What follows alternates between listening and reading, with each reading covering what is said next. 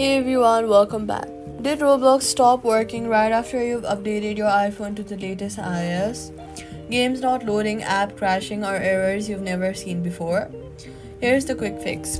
First, restart your iPhone completely. Hold the side button and the volume down at the same time. Slide to power off. Wait 30 seconds and turn it back on. iOS updates sometimes create temporary conflicts with games, and a clean restart clears most of them on its own. After restarting, open the App Store and then tap on your profile picture in the top right. Scroll down and then look for Roblox in the list of available updates.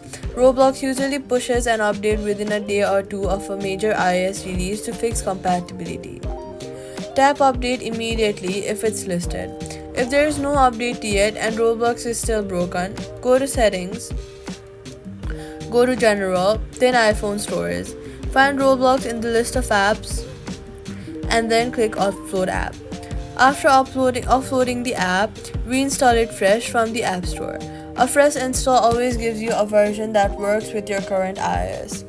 Restart iPhone, update Roblox from App Store, and offload and reinstall if still broken.